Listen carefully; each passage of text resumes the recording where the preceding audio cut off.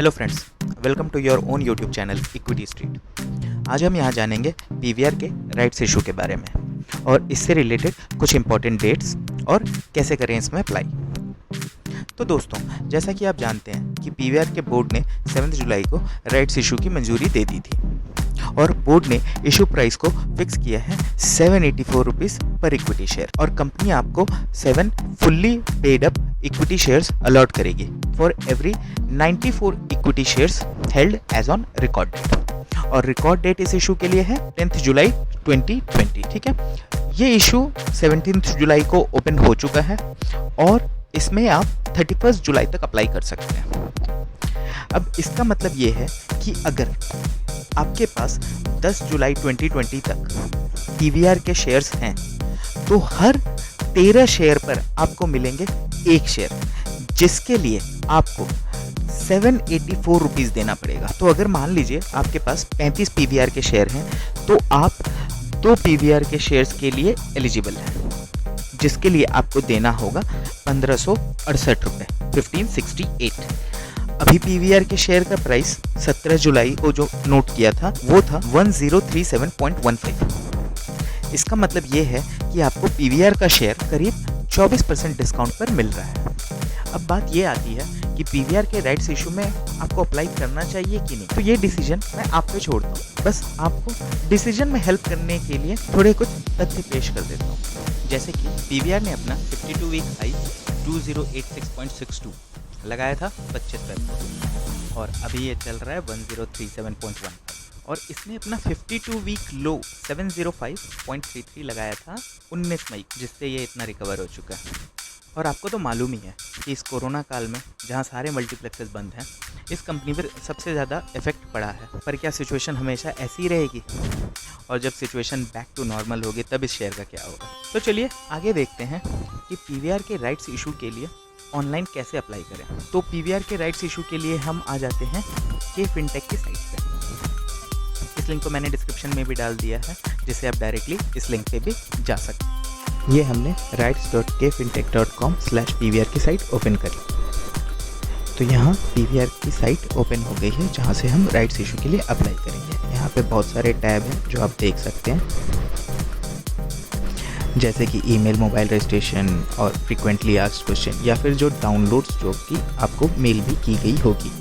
यहाँ आप देख रहे हैं अप्लाई फॉर राइट्स इशू का टैब, इसमें गो पे क्लिक करते हैं हम और अब हम देखते हैं कि एक दूसरी पेज ओपन हो गई है, जहाँ पे आपको बहुत सारी इन्फॉर्मेशन, एप्लीकेशन फॉर्म और राइट्स इशू से रिलेटेड इन्फॉर्मेशंस दी गई हैं।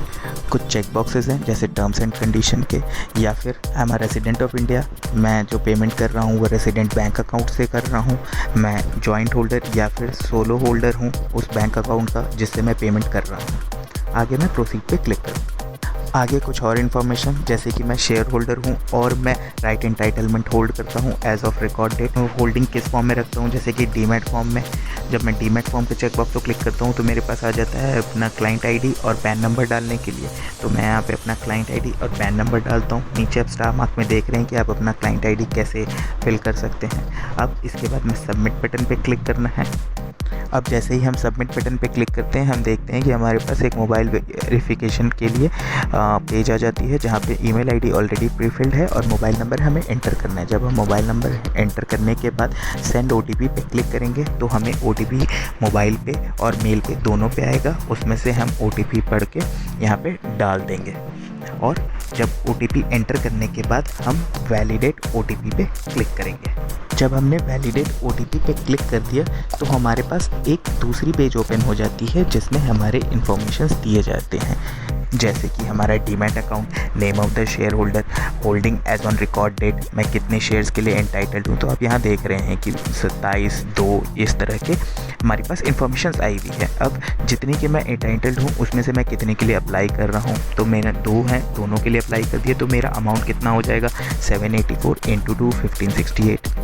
तो आप देख रहे हैं कि अमाउंट आ गया है, मेरे बैंक अकाउंट का डिटेल्स आ गया है और अब मेरे पास ऑप्शन है मैं कैसे पे करना चाहता हूँ, पे यूजिंग नेट बैंकिंग या पे यूजिंग यूपीआई। मेरा जिस बैंक में अकाउंट है उसमें पे यूजिंग नेट बैंकिंग अभी डिसेबल्ड हो रखा है, तो मैंने पे यूजिंग यूपीआई कर दिया। तो आप देख रहे हैं पेमेंट ऑप्शन मेरे पास आ गई है, जिसमें एक कन्फर्मेशन पेज है बेसिकली, जिसमें bank name, bank account number, payment mode, shares applied, payment amount, ये सब दिया हुआ है। और अब मैं प्रोसीड टू पेमेंट पे क्लिक करूंगा। जब प्रोसीड टू पेमेंट पे क्लिक करते हैं तो फिर एक नई पेज ओपन होती है, जहां पे पेमेंट गेटवे बेसिकली ओपन हो जाती है, जहां पे हम अपनी यूपीआई आईडी डालेंगे और मेक पेमेंट पे क्लिक करेंगे। तो अब मैं यूपीआई आईडी डाल देता हूं और मेक पेमेंट पे क्लिक करता हूँ। अब जैसे ही मैंने मेक पेमेंट पे क्लिक किया, मेरे मोबाइल पे एक ट्रांजैक्शन अप्रूव करने के लिए आ जाता है। जैसे ही मैं ट्रांजैक्शन अप्रूव करूँगा, मेरे पैसे मेरे बैंक अकाउंट से कट जाएंगे और मेरी ट्रांजैक्शन हो जाएगी।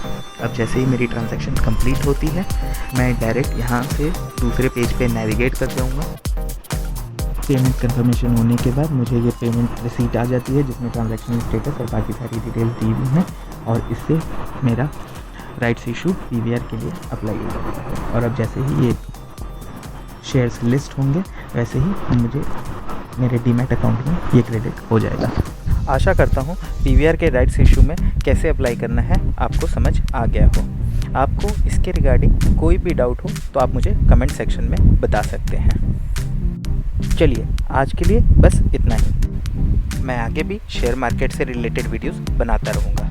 अगर आप भी ये वीडियो देखना चाहें तो इस चैनल को सब्सक्राइब ज़रूर करें, और अगर आपको ये वीडियो अच्छा लगा तो लाइक ज़रूर करें और अपने दोस्तों और रिश्तेदारों के साथ शेयर करें।